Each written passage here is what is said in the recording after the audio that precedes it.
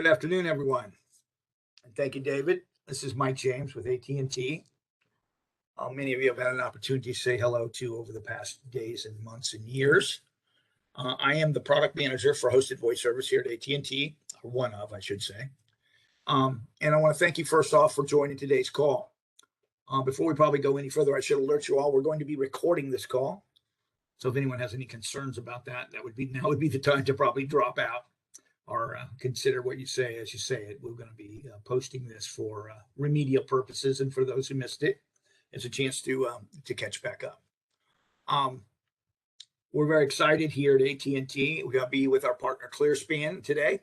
As you have probably read in the emails that have come out in the last week or so, we have a major release of our OpEasy graphical user interface and application that you use to administer your services available, and will be code dropping at the end of this month. One of the major features that we wanted to highlight is the support for the new 911 laws that have been enacted by the federal government, affectionately and commonly known as the Baum Act. It's bound up with another law called Kerry's Law in some degree, but we'll go into that later. The purpose of these sessions every Tuesday and Thursday for the rest of the year is to help our HVS administrators and customers to be able to understand what it is that you need to do and how the tools that we've provided enable you to do that. As an umbrella statement going into this, AT&T hosted voice service is what they call a non-fixed interconnected VoIP service provider. That's a mouthful. What that really means as it relates to this Baum Act, and David will take you into some more details in a moment, is that our customers all need to be compliant with that new law by the beginning of the year. The technical date is January 6th, 2022, and we're pushing to get everybody there by the end of the year, December 31st. And so what AT&T's responsibility is to help our customers by providing avenues and tools to be able to be compliant. In a nutshell, what I'll also share with you is that the law fundamentally takes the existing 911 law that we all have known for decades, called E911, where when a call is made, the public safety access point and the emergency responders are given a street address and street name, right? We're very common with that. But to help first responders get there quicker, this new law now introduces a term called dispatchable location, and asks that that information also be included in that call. So what we're going to see, and what the duty in front of you is, and I'm giving you sort of what we're going to tell you here first, is that the administrators of the system are going to have to define what we call routable locations, emergency response locations technically. And those emergency response locations can then be assigned to all your users, so that when a 911 call is then placed, depending on where you are in a campus building, it might say, room 201 or 401, and a major high rise, it could simply say, come on the 4th floor in the southwest corner, additional descriptors. So we're thankful you're here. This may be a lot to absorb in one meeting, so be aware that's why we have these ongoing conversations. There's a few tasks that you can do to get ready by the end of the month, when the new OpEasy code will become available, and you'll actually see it in your window or on your pane of glass. And that's what we're going to take you through at this time, and what we'll be here to help you with as we go through the remainder of the year. So again, we appreciate all of you being here. Appreciate your business, and we appreciate ClearSpan, our partner, support in rolling this out to you. So David and John, I'll let you go ahead. Yeah, I think Mike's pretty much covered the first half of the slide deck. Because I'm working from my home office environment, I just wanted to make sure that everyone was aware that I've got a very large dog with a very loud bark. So just in case I have to go on mute for a moment. So as Mike mentioned, we're going to do a very brief overview of Baum, which Mike covered so well just now. What dispatchable locations and emergency response locations, how they relate, and then the OpEasy integration with the Intrado emergency response services, and how to create those dispatchable locations and the emergency response locations, which the new ERL is one of the new acronyms, and assigning ERLs to devices. And then finally, next steps of getting prepared for the new AT&T release. So from that, the overview of Baum requirements, it was enacted in August of 2019.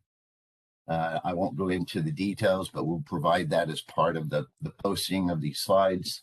But effectively, Kerry's law is giving any user the ability to make a 911 call without having to dial prefix digits, and also to provide notification to those who need it that a 911 call was made, like a security team. The Baum Act effectively is just providing enhanced dispatchable locations information with the 911 call that exceeds the detail that would be just in a postal address. So like Mike mentioned, a floor, which floor, what suite, an apartment, or similar information. And that is sent at the same time the 911 call is sent to the PSAP.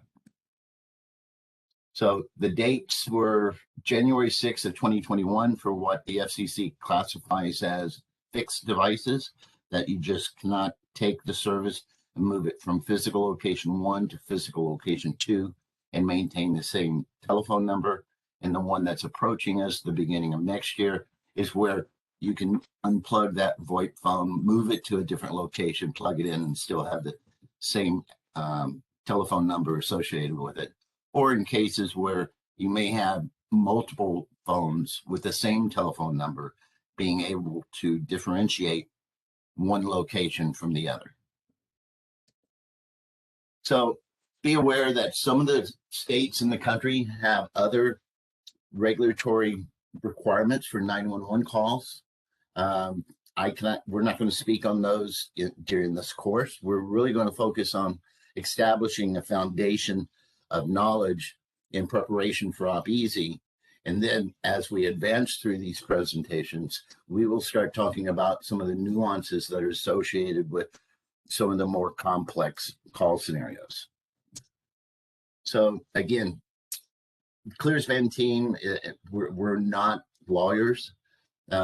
It's highly recommended that you work with your organization, whether it's your safety group, your council, etc., to understand your exposure, because this is really about liabilities. It's about when a 911 call is made, ensuring that it gets through, make sure that dispatchable location is sent to the first responders, that they can get to the 911 caller as quickly as possible.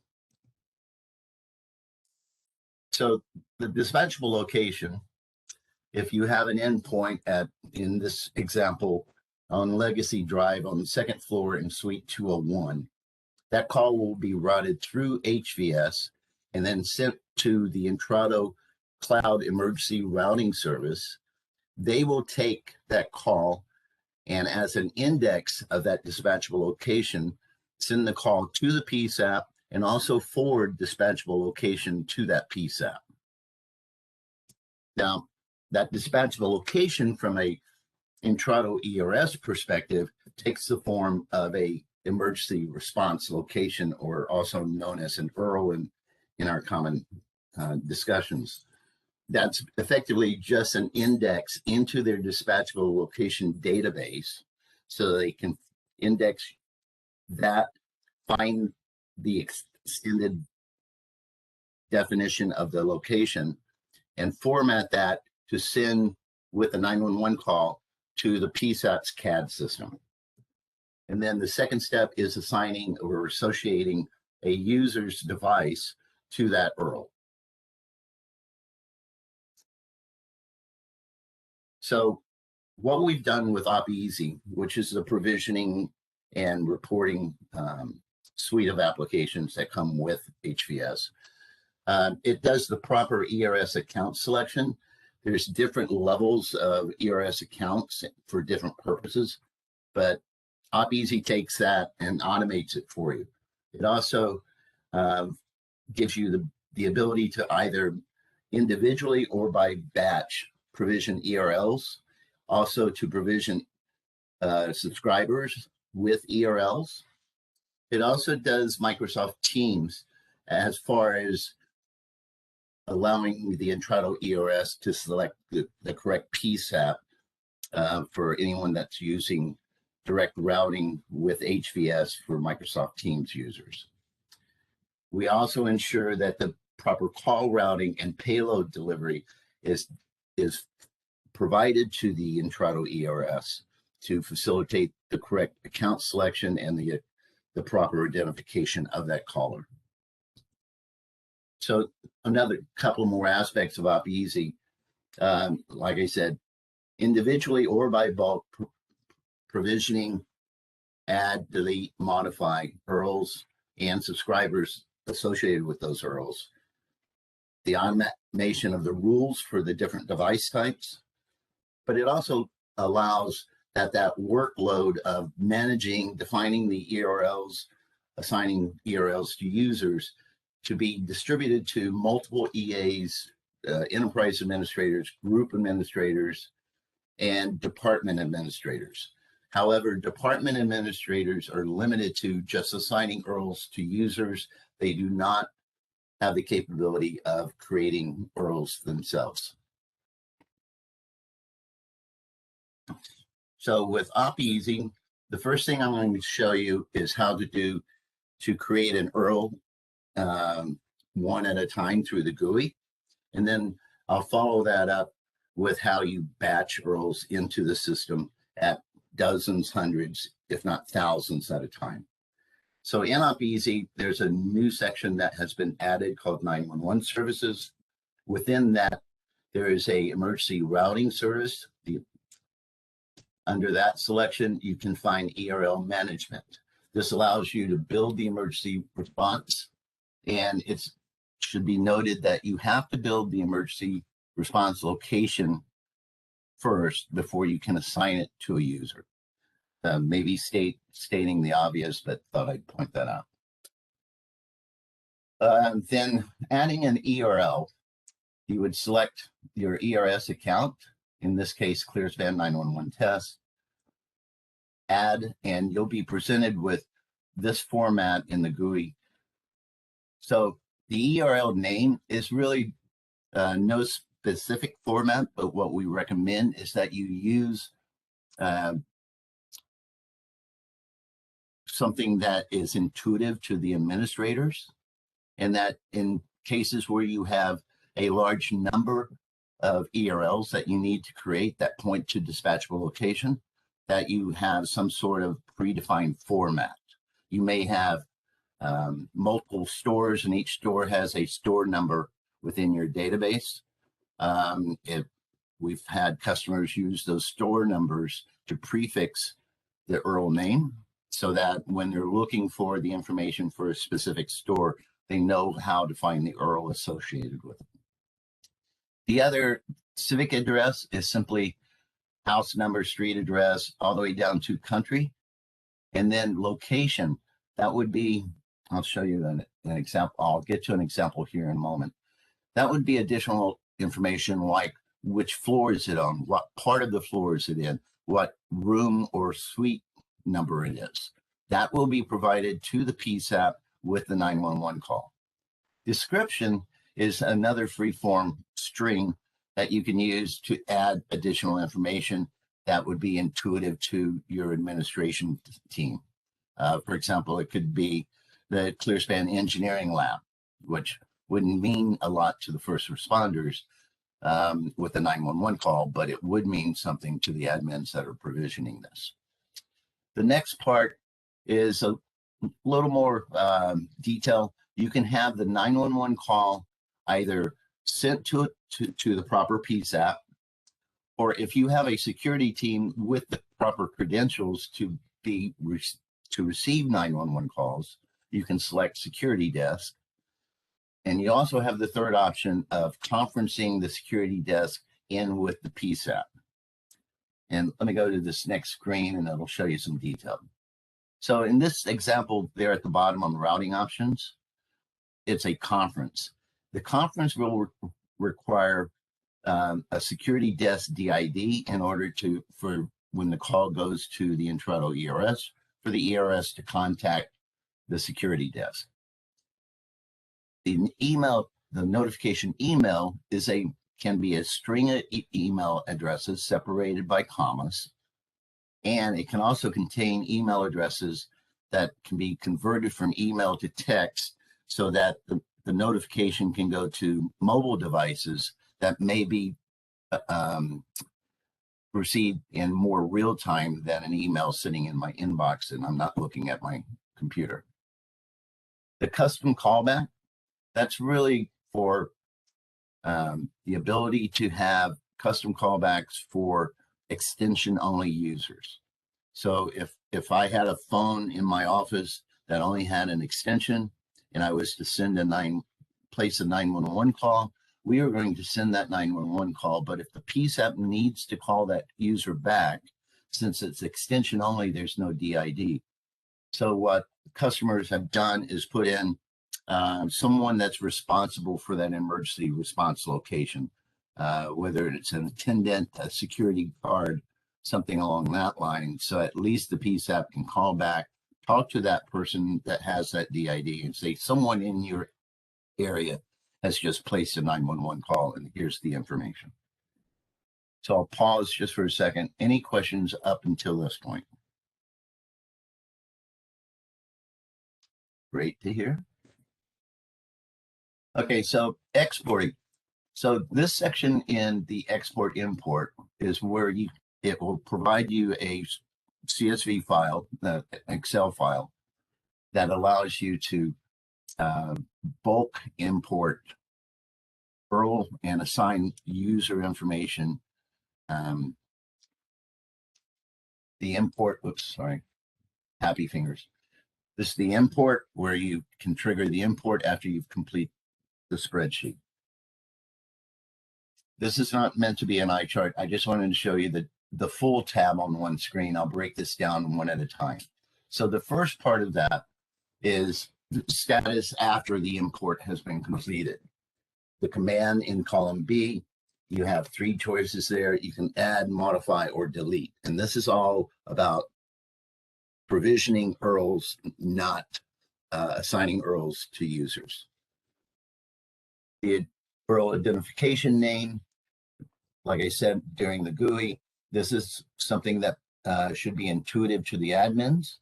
And the URL ID, in the Intrado ERS, the URL ID has to be system-wide unique. So we have chosen to allow the machines to self-generate this long string of digits and not have to deal with having duplicate IDs submitted. The second section is relative to the postal address and the location information. A postal address, I hope, is obvious. The number of characters for each one resides here. The location information, again, is what gets sent with the 911 call. The description is just a description for you to use internally, and it will not be provided to the PSAP with the 911 call.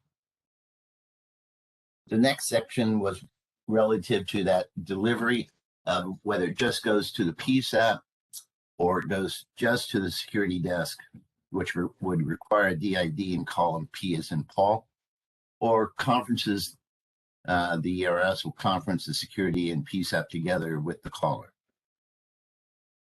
Custom callback is used again for extension only users. Email notification, again, can be 1 or more email addresses separated by commas, including email addresses that are converted from email to text to deliver to your mobile device. The security desk is only required if the security is going to be part of the call.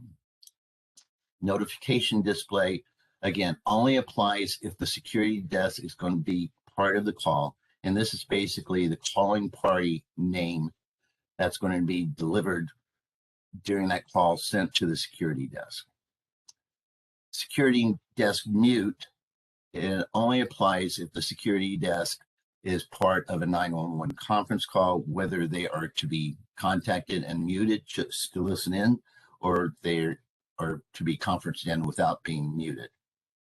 The error response here, the last column, is simply whether it was successfully imported by OpEasy or not. So assigning URLs to devices, and likewise in a spreadsheet, you can export a user's the users in an Excel file, and then it will provide you the ability to import the URL associated with it. But I thought I'd show you the GUI part of it first, and then follow up at a later date with the import of users in more detail. So it's important to note that URLs are assigned to devices, not to users. So in this case, I've selected a user. Now I'm going to go and select the phone or the device. And then from there, in this portion of the device settings is the ER record name. And once the URLs are populated and you get to this portion of OpEasy, instead of a blank cell, it will have a drop-down list.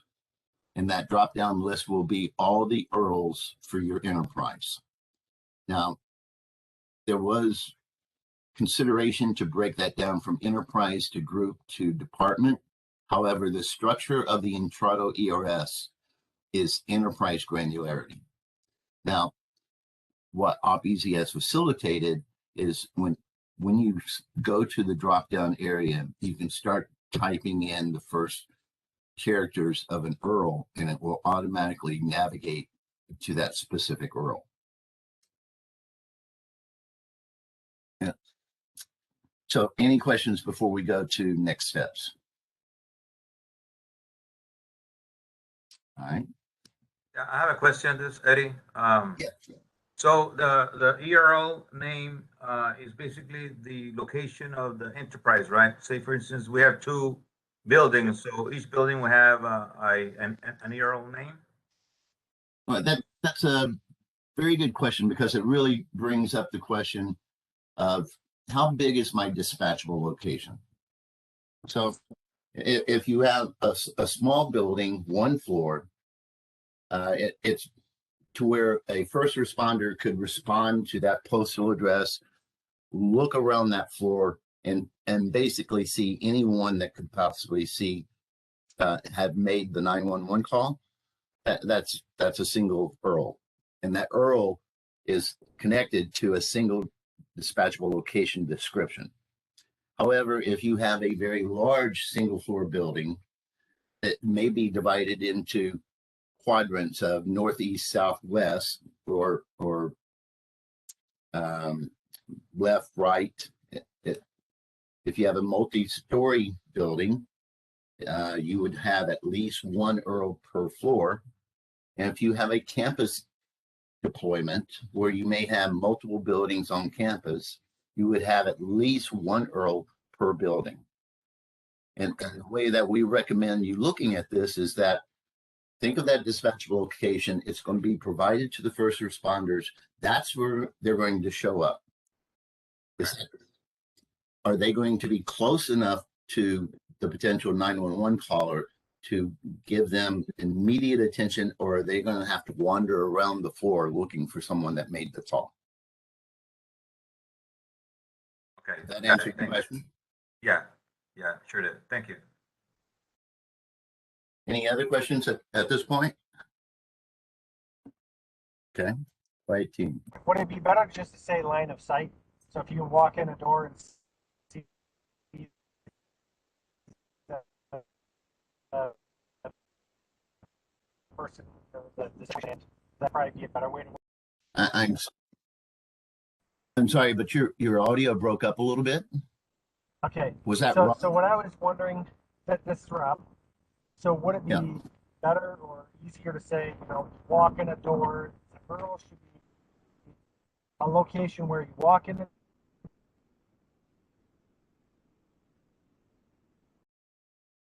door. Mike, is it just me, or is Rob having some audio issues?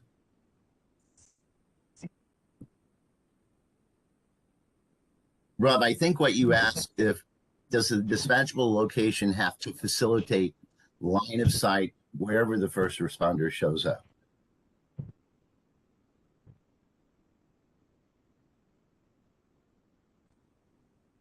Dave, I believe that was the question. Yeah. It's yeah. In some cases, that would very much be preferred.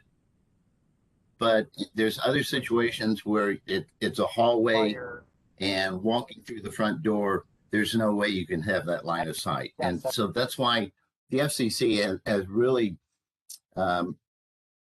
requested and put into regulatory into the regulation of the most accurate information that can be provided.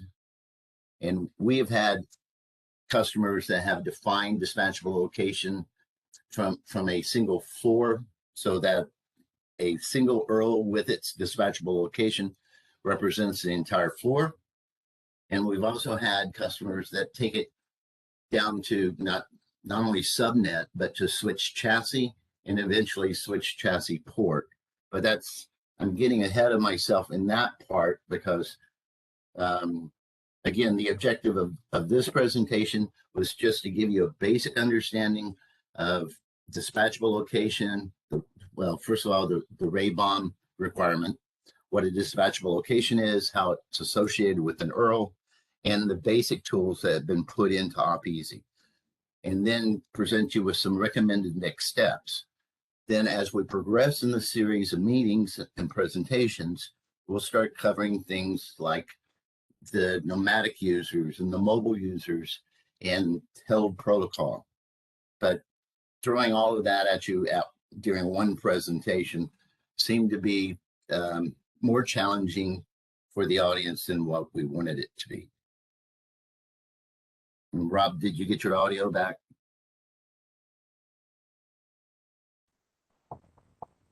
I'm not sure. I'm assuming it's an internet situation. I'm driving, so it could be internet.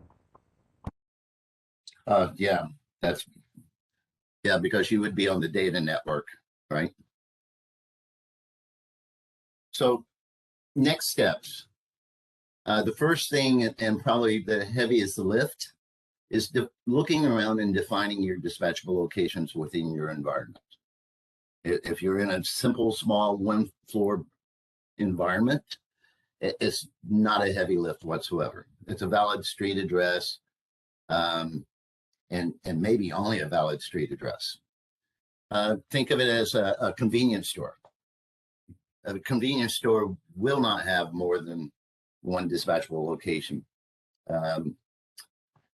Barnes and Noble, as an example. However, if you have a large campus, if you have multiple buildings, if you have multiple floors, then you need to decide on how many dispatchable locations need to be defined, create a methodology to create URLs to assign to those dispatchable locations, and have that all completed, so as the follow-up from that would be assigning users to each one of those URLs. The other part to consider is, well, the next section, I gave you a made-up example of a URL with a dispatchable location. So whatever East Hall campus postal address would be, and I want it to go down to a room number, I use the methodology of EHC-2345. Again, this is free form. It's whatever fits your organization best. If you have extension only users, you need to identify the DID that you would want the PSAP to call back to notify someone that an extension only user just made a 911 call. And the last part of this, who's going to receive the notification for 911 calls? Either email or email to text or both. So with that said, if you have a very large distributed organization, you may have different email distribution lists depending on where the call originates, right? If it's campus 1, that's one list. Campus 2 would be a second list, and so on and so forth. And it may all roll up to a security team that wants to be aware of any instances independent of which campus the call originates. And then I don't know how many of the listeners here have already created or had AT&T create both dispatchable location information and associate URLs with that information directly into the Intrado ERS database. But from an OpEasy perspective, Intrado is the master reference for the emergency response location data. However, HVS slash ClearSpan is the master reference for the ERS subscriber database. So when this new release comes in, it will have a sync function, and it will pull all the URL data from the ERS from your enterprise. However, the subscribers, that information will come from HVS. So it's highly recommended, so that you will not lose data, that you do a subscriber export from the Intrado ERS, or have it done for you, that can be exported in bulk and then imported into OpEasy for the subscribers. And then at that point, it's simply a sync function. It's a one-button execution. Any questions on that? Right. Well, quite honestly, that was what we wanted to accomplish for this first session. It's just a basic, build the foundation before we start showing you the bells and whistles. So I have a question. If we provided that information initially, who would we contact to make sure that they pulled that over? Mike, you want to respond to that? Hi there. Good afternoon. I'm not sure I fully understand the question. If you provided that information previously.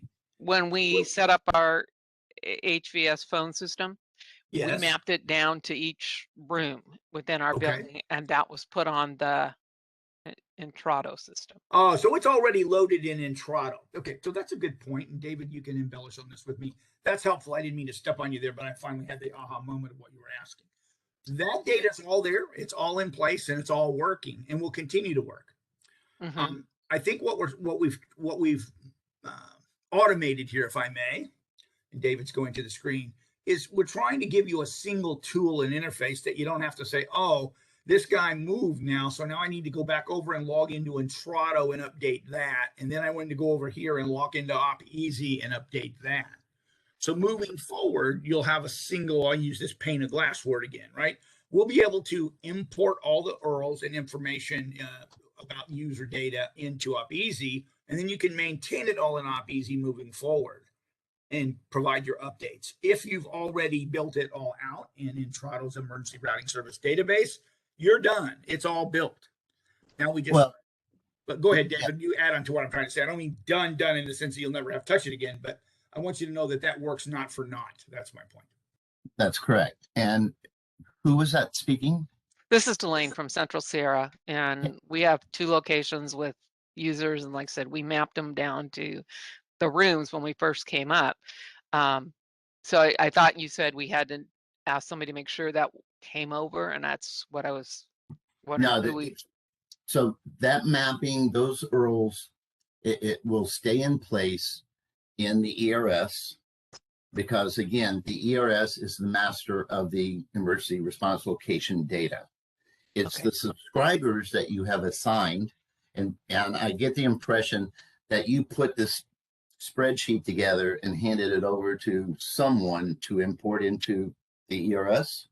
Mm-hmm. Is that when correct? they brought us up, when they converted us over, they brought it all in for us. Okay. And Mike, I assume that was an AT&T resource? Oh, I assume it was an AT&T global project manager working with the Intrado folks, right? Okay. I assume that. Yeah. So we would, instead of we would use a AT&T resource to do the export of that data to facilitate an import into OpEasy of just the subscribers. Your ERL data will not change and it will not be touched. Okay, so then any update, just so I'm going to understand this, it's going to be converted over.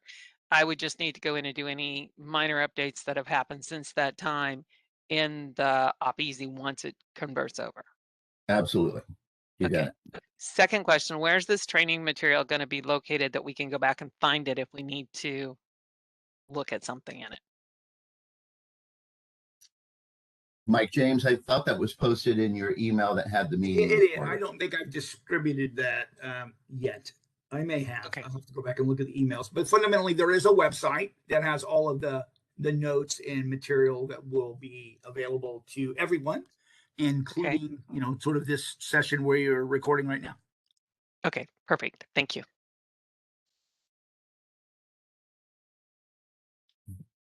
I guess I have a, this is Rob Levos again. How do we know if it's actually been uploaded or if that information's out there? All right. So one, OpEasy will be able to show you both subscribers and URLs. So you'll have that visualization. But as a functional test, both HVS and Intrado support not only 911 calls, but it also supports 933 calls. And when you make a 933 call on HVS and you have an Intrado ERS account, the ERS will read back via an IVR the contents of your dispatchable location. Okay, so Okay, so I'm going to, to this is Mike clarify- again. Let me add to David. I think you can go test and see if if you are unclear as to whether you have actually already been set up natively, originally, earlier this year on the Intrado system, right? What we're trying to do is melt this down so there's not two systems to have to go to. Earlier this year, people began to convert and new customers and users came on and they went right, as we've already discussed, directly to Intrado's interface and did this same work, similar work, where they defined an URL and then associated the URL there with a telephone number, which David has already pointed out, it's different than a device. But the way to test it is to go to a phone and dial 933. That's the best answer I've got. If that comes back with the information that you expect, then you know you're all set up.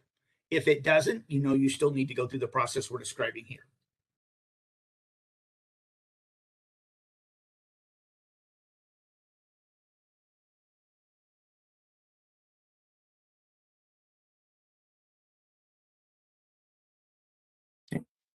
Did that answer your question? yes, it did. Hey. Yeah, thank you.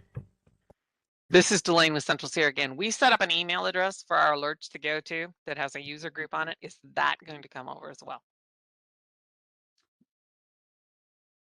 No, those will have to be re-entered, Delane. Okay.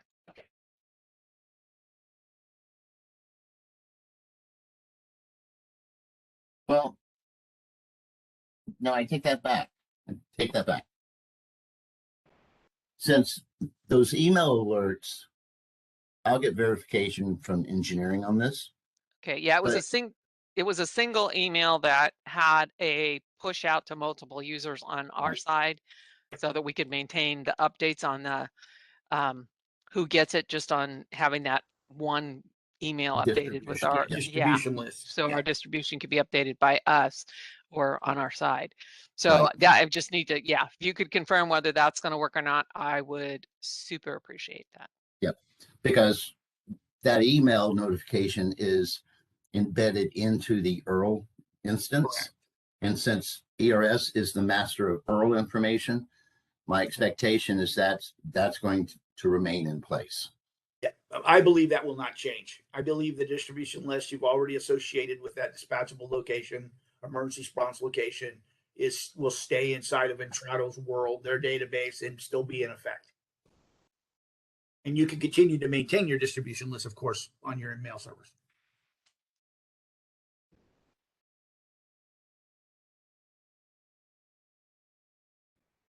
Any other questions at this time? I just remembered or thought about the original question before everybody got on. Is there a specified, you want to say square footage for an Earl? I guess is probably the best wording. Did they write that in any way, shape, or form? I'm So, for assuming, instance, we have. Sorry. I'll take it, David. We'll get back to you on that because I think of what I heard. So let me be clear. Inside of the Baum Act for non-fixed interconnected VoIP providers, which there's 4 or 5 different kinds of providers, there is no law or specification about the size of a building that requires you do something. Now, in certain jurisdictions, potentially Chicago, Michigan, a few others in areas of Dallas, there are local laws that have already been in place for years. And they wrote those laws around something called a multi-line telephone system, often called an MLTS. And those are often down to how big a square footage of a building it is that then requires you use something like what we're describing here. Before Baum existed, AT&T's HVS offered something called Advanced E911, the same service we're chatting about, but we made it optional for those jurisdictions. So I'm going to stop and answer a question with a question. What specific locale are you? Was this Michigan? I think I heard, and we're at it. Let's say Michigan. Let's say Michigan because that's where, and I think that's Okay. exactly what I've heard in the past. The multi-line. And when you say Western, like Grand Rapids, over around in there, specific. Well, Potterville, Lansing. I mean, we're all over Michigan. We have Okay, 72 locations across the U.S. So But, we'll take the action to do. And who is this speaking? Just so I got my notes right. Rob Levos from Elwood. Oh, hey, Rob. Yeah. We'll get the Michigan specific jurisdiction laws for you and get them over to you. And we'll be happy to discuss them with you, right? I think you may be encumbered with additional requirements, let's say, that I can't speak to off the tip of my tongue. Thank you. but Mike, you did bring up an important term, multi-line telephone system, because HVS facilitates a multi-line service. However, it happens to be over VoIP. But what we've created collectively here with Intrado's ERS, with HVS and its call handling, and with OpEasy's provisioning, I can have a telephone that's in my corporate office in Plano, Texas, and I can have the same telephone number on a shared call appearance in my North Garland home office. Both of them have the same 10-digit DID, but they are served by 2 different PSAPs, and they have 2 different dispatchable locations. And what we've done with this service, with the Advanced 911, is to be able to differentiate calling from my corporate office versus calling from my home office. That adds a lot of light to it. So, in going back to if you're calling from the app on your computer versus the desk phone that's located at the office, for instance. Yeah, and Rob, that's exactly why we broke this into kind of like Baum 101 for this session, because you just touched on another area that advances the complexity, where it's not a hard phone, it's not 2 desktop phones in 2 different locations, but now you brought in a nomadic device, which is a notebook that you could travel from one floor to another, one location to another, and still maintain that same telephone number and the same unique identifier. So how do we separate that? Because I've got that instance in my home office on my notebook. And then you layer on top of that mobile devices.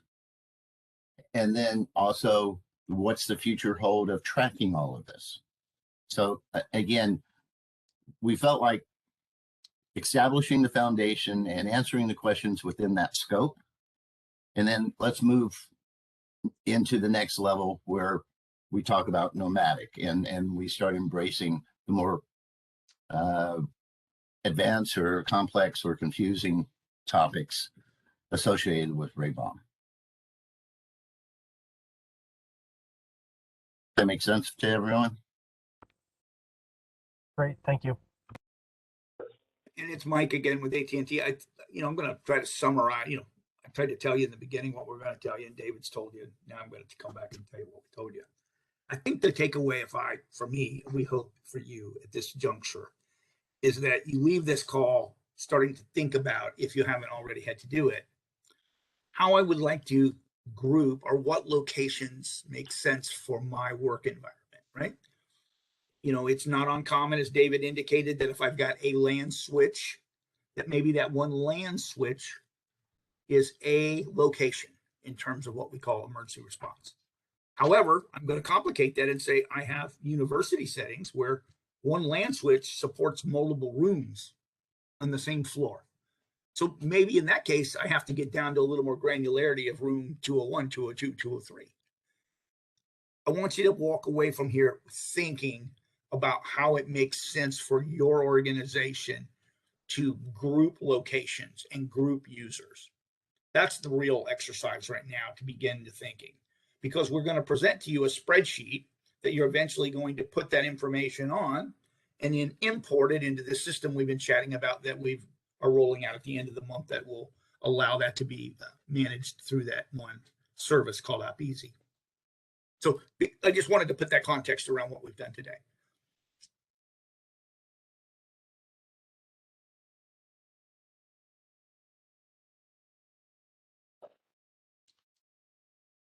Do we have any more questions, or we've got another 10 minutes here roughly?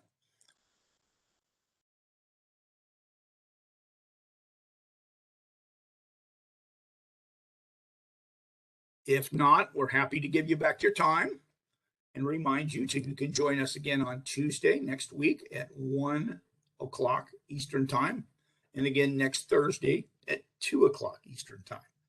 So we welcome your participation, and we're so happy for you having joined today. Yeah. Thank you all. Hi, everyone. Okay, I'm going to conclude the call, everyone. Thank you so much. Have a good day.